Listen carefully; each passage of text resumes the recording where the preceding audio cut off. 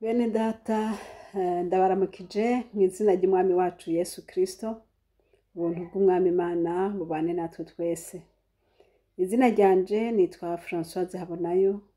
Uyu munsi nje kubashingira intahe igikorwa Imana yampaye gukora, igikorwa co kwandika ibitabo.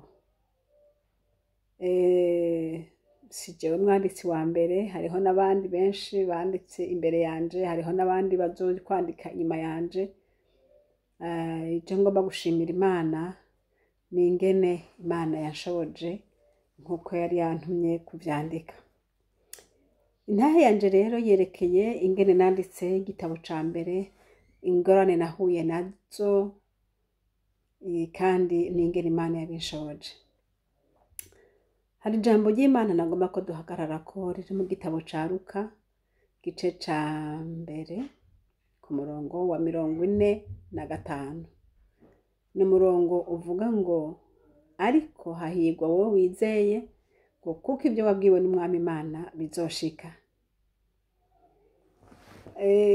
Ivy'Imana yatubwiye ni byinshi, bimwe byarashitse, ibindi turacabirindiriye. Ariko hamwe tukibirindiriye turasabwa kugumana ukwizera, kuko iyo yavuze ari Imana itazi kubesha, kandi burya itazi kubesha no kubishitsa izona bidushikiriza. Imana nishimwe. Igitabo canje rero nanditse, igitabo citwa Comment continuer la voie chrétienne. Abantu benshi barakibonye, abandi baragisomye, abandi kumbure ntibarakibona, ariko intahe y'uyu munsi yerekeye ingene ico gitabo nacanditse.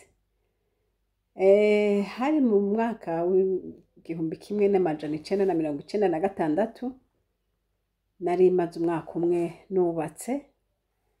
Iryo joro rero Imana iransanga, irangendera, Imana inyereka vision, inyereka abantu, groupe y'abantu bari hepfo y'ibarabara, bamwe bariko baranywa inzoga, abandi nkabona bariko baratamba, nkabona n'ibintu vyo kuvuza imiziki iruhande yabo. Hanyuma rero muri izo nzozi mbona nyene bariko barinezereza uko bashoboye. Mbona rero uwundi muntu yari mw'ibarabara ariko aragenda, aca arakata nkuje kuraba barya abantu ivyo bariko baragira. Avuye mw'ibarabara rero aramanuka hepfo y'ibarabara, yegera hafi yabo, mugabo ntiyashika muri bo. Yegereye hafi yabo atangura nawe kuryoherwa nko gutamba kuri ritme y'uwo muziki ariko arumva. Hanyuma rero numva ijwi rirambarira riti, andika igitabo citwa Comment continuer la voie chrétienne. Bisobanurwa ngo andika igitabo citwa cerekeye ingene umuntu akwiye kubandanya inzira y'Imana. Imana rero icinyereka kuri uyo muntu yari ari mu nzira, uwo yakebeje akaja munsi y'ibarabara kuraba abantu bariko baratamba. Imana rero isa nkaho imbwiye ati, bwira uyo muntu, andika igitabo ubwire uwo muntu ingene akwiye kubandanya iyo nzira, ntasubire gukebya no kuraba ibimusamaza. Hama rero nikanguye ndavuga, mwami Imana, ibi bintu ntibyoroshe, jewe ndabishobora gute kwandika igitabo? Bacandika gute? Hanyuma ico gihe ntivyari binyoroheye, ariko nashimiye Imana kuko navuze nti, Imana ndagushimiye. Nari narabwiye Imana nticizombarira cose, nzokwama ndagikora. Niho rero nikanguye nabibwira umutware wanje, ndamubwira nti, nyamara hari ikintu Imana imbariye. Ati, cigiki? Imana imbariye ngo nandike igitabo. Ico gitabo kirintitire ngo Comment continuer la voie chrétienne. Hanyuma rero aca aratwenga aravuga ati, none kubera iki mu gifaransa niho cumvikana gusumba, kubera ko utocandika mu kirundi? Avuga nti, Imana yambwiye kucandika mu gifaransa uko nyene. Hama rero yasa nkantwenza, avuga ati, byo bishobora gute? Ariko ndashimiye Imana yo mw'ijuru kuko byarashobotse. Imana imvuze irabishitsa. nca rero ntangura kwiyumvira mpera hehe, ngenza gute, nshiramwo iki, ariko Imana impa ubwenge vy'ukuri, impa ubwenge, ndatangura ndetablisa table de matière, ndaraba ivyo nshiramwo nkurikije ingene mbwira uriya muntu yari mu nzira kugira ngo abandanye inzira. Imana iranyinspira n'ukuri, ndayishimiye cane, irambwira ingene ntangura, ndatangura nkaho noba ndiko ndabwira urya muntu kugira ngo yirasire ko ari mu nzira nziza, kuko abenshi bari mu nzira bikwiye ko baba bari mu nzira yo. Iyo utari mu nzira yo naho ubandanya ntuzoshika aho ukwiye gushika. Rero Imana iciranshoboza, nandika chapitre ya mbere navuze nti rassure-toi du vrai chemin, nti banza ubumve kuri sure n'inzira watanguye yuko uri mu nzira yo. Yesu nashimwe. Nca rero ntangura nandika mbwira umuntu inzira yo iyo ariyo, inzira yo muri Kristo Yesu uko imeze, ingene bayitangura, ingene bayijamwo. Nkaho nariko ndafata umuntu nkamushira muri iyo nzira, nca mbanza ndamutereka muri iyo nzira nyene mu kwizera, ndamushiramwo, ndamwigisha ingene aja muri iyo nzira. Haleluya, Yesu nashimwe. Hanyuma rero maze kumushiramwo rero nca ndamwigisha rero ingene akwiye kubandanya rero. Yesu aranshoboza amashapitre yose nashizemwo, nukuri ndakengurukiye Imana yo mwijuru. Imana irangirira neza, Imana iranshoboza, iranyinspira. Ndibuka ndiko ndandika ico gitabo nari nshobora kugenda nkicara ahantu nandikiye, nkicara kuva mu gatondo bukarinda bwira ndiko ndandika, nkavayo intoki zakongataye kuko natanguye kwandikira mw'ikaye. Hanyuma Imana rero yashishikaye kunshoboza, ndandika haragira ahantu mugabo numva umenga nta bindi mfise nandika, nkumva umenga biraheze, nca ndanabireka mbere nkaho umenga nca ndavyihoza. Ndashima Imana. Imana yongera iraza ubugira kandi iransanga kandi irabwira ati andika ca gitabo kandi ugiheze. Nca numva ko Imana ikigumije isezerano ryayo. Nca nongera ndafata ndandika, ndagira courage nyene ndandika, ndakengurukiye rurema. Rero satani yamaze kubona yuko wamaze kwizera Imana, ko ivyo Imana yakubwiye ari ukuri, iyo amaze kubona atagushobora kukurwanya mu kwizera, aca kugwanya muri ivyo uriko urakora, ntibitere imbere, ntibishoboke. Nanje naracanditse, ndacandika mw'ikaye. Hanyuma rero satani raca aja atangura kungwanya rero kugira ngo ntigisohoke, ntikibe igitabo, kigume ibintu bigumaho nyene mugabo ntibija habona. Rero nje ndatangura ndavuga none biragenda gute? Ego nacanditse mw'ikaye, donc il faut kungenda kurondera aho bafise ama ordinateur bakakinsohorera. Ndagenda kucandikisha muri ordinateur, abana hariho abantu bakora ivyashara vyo kwandika gutyo nyene, ndagenda baranyandikira chaque page, ndibuka nayiriha 500 ico gihe, hari kera. Imana iranshoboza, igitabo cose baracandika, cari igitabo cari gisa 120 page, impapuro 120. Yesu nahabwa icubahiro, kuko uko abacandika uko bacandika niko bagisoma, kandi uwagisoma wese camugirira ikimazi. Imana nihabwa icubahiro. Kimaze guheza kwandikwa rero ico gihe, satani aca arashavura, aca yiba ordinateur y'uwo muntu yacanditse, ngo haje abasoma baca biba ordinateur yiwe, sinzi ingene vyabigenze.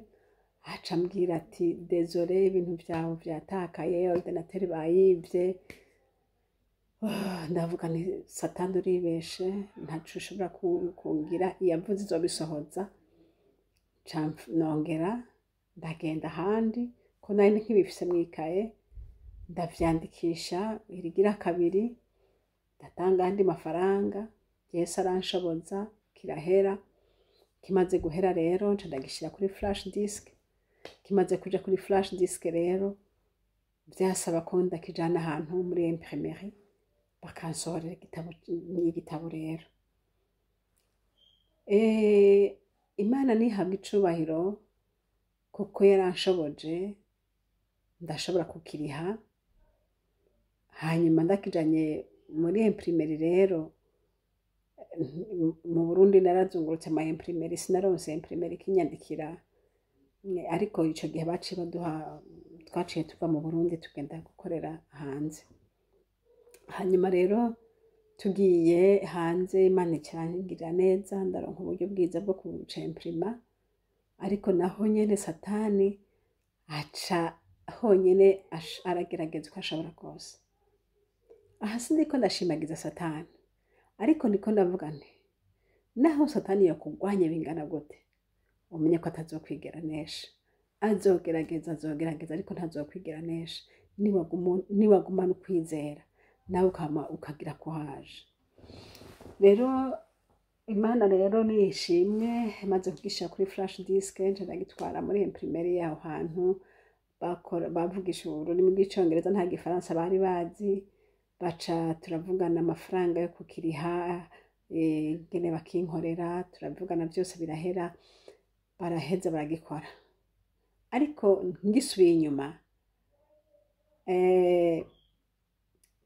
aho kugisha ko cari kuri flash disk, imbere yuko nje kuyikoresha muri imprimerie kikiri kuri ya flash disk, satani hari ikindi kintu yakoze. Satani yahitanye ya flash disk nagishirako, umwana agasanga aho nagateretse, aca aragatwara akatereka muri toilette. Agateretse muri toilette, Yesu we, ndavuga nti Mana wema, karabaye. Hanyuma haza uwundi muntu arambwira ati nyamara niba ari Imana yabivuze vy'ukuri, naho katakaye muri toilette, kakurotse muri toilette mu mazi, reka tugakureyo, nikaza bitafuditse azoba ari Imana, ariko niba byaba byafuditse azoba atari Imana yagutumye. Nanje ndavuga nti ntaco bitwaye, iyo flash disk iza yafuditse ntibisobanura ko atari Imana yavuze. Ntibiza bikiriko n'amahoro, biza byafuditse navyo nyene Imana yavuze, yaravuze. Kandi nta gipfa, nzosubira ndavyandikishe, sinduha, kuko Imana yo mw'ijuru izosohoza icavuze. Mw'ijambo rimwe ca ndongera ndavyandikisha irigira gatatu. Irigira gatatu ndavyandikisha, nyamujya kizohera kwandikwa, Mana we, baragiheza. Yesu Munyanazareti yaramfasha kirahera. Ico gihe rero iyo flash disk nca ndayitwara kuri imprimerie rero. Muri iyo imprimerie Imana ingirira neza, turavugana n'uyo umushefu w'iyo imprimerie, anyaka amahera menshi cane, ariko kubera nari nararushe navuga nti jewe ndagomba ko gisohoka, nkaraba ingene gisohoka gisa. Imana irangirira neza, kirasohoka. Ngiye kugitora, hamwe nyene ngiye kuriha, Mana nzinguruye igitabo nsanga si igitabo ahubwo ni bruyo. Sanga yafatanije page ya mbere, agaca afatanya na page ya gatandatu, gasanga yafatanije na page ya 17. Donc ibintu bidwangatiranye nk'isupu, nta na sanse byari bifise. Ndababara. Ako ndavuga nti Mana, nurabe ndarushe. Ariko ndashima Imana yarankomeje, twari wanje akanyihanganisha, kuko yarabona ko ndushe, kuko iyo ntambara nta wundi yayibona niwe. Yarabona ko ndushe pe, hamwe yibaza ati uyu muntu azohava turubura. Ariko rero nagumye kuri Yesu, nguma nshimye Imana, kuko ariyo yari yantumye kuvyandika. Nagumanye kwizera, no kubisohoreza, no kugisohora, izogisohoza, gisohoke ari igitabo kizima. Hama rero mw'ijambo rimwe sinagitwaye, urumva ko kitari igitabo, yari bruyo, baca bagisubiramwo. Ariko ico gihe rero nama ntonda aho hantu kugira ngo mpakikishe yuko bikurikirana neza nkuko bikwiye gukurikirana. Nama ntondaho bagikora ariho ndi ngataha nkagaruka gushitsa ico gitabo baragiheza. Imana nishimwe. Bamaze kugiheza rero ngiye kukiriha, bari banyatse amahera menshi cane ku gitabo kimwe, banyatse 5,000, yari amahera menshi gose ico gihe. Banyatse 5,000 ku gitabo kimwe, ndavuga nti ntaco, nimungirire ibitabo 20 basi nzotwara ivyo. Rero ngiye kuyariha rero ko bari baheje kubikora, bumva ko nari nakiravye gikoze neza. Mu muhindi aca aravuga ati ntibishoboka, ibitabo ntavyo ndaguha. Ni kubera iki? Ngo ibitabo bikoze neza cane, nta kigitabo nashaka kuguha ku 5,000. Ntibishoboka, kandi aribyo twavuganye ngo iki gitabo ngo kiriha ngo 31,000, ngo atarayo igitabo kimwe ukiriha 31 ngo atarayo ngo sitagitanga. Ndamubwira mutware, ndamubwira ingene ko babinyimye, ingene bambwiye. Arababara ati aba bantu bameze gute? Nuko turashwana ariko barabinyima. Aca ambwira ati bisige, ati bihebe. Ndabiheba. Maze kumbwira gutyo ndi ngaho numva umenga ndarushe mu mutwe, numva umenga ndababaye, ariko Imana irankomeza, nguma mfise ivyizigiro yuko Imana izogisohoza. Ariko nasobanukiwe ko ari satani ariko arakigwanya. Harya rero iyo usobanukiwe ko ari satani biraguha inguvu kuko umenya ko uri mu ntambara. Rero iyo umuntu ari mu ntambara ntarekura, ahubwo uguma ukazana kugira ngo uneshe. Rero Yesu yangiriye neza kuko yanyuguriye amaso nkabona ko ndi mu ntambara, bica bituma nguma nsenga kandi nguma ntahagarika. Imana rero ingirira neza, nsubiye muhira, ndagenda ndabisizeyo, ntazi rero ikindi gikurikiye, ntazi ingene bizogenda, ariko Imana nayo ikiramfasha. Bikurikira turabibwana mu gice ca 2. Imana ibahezagire.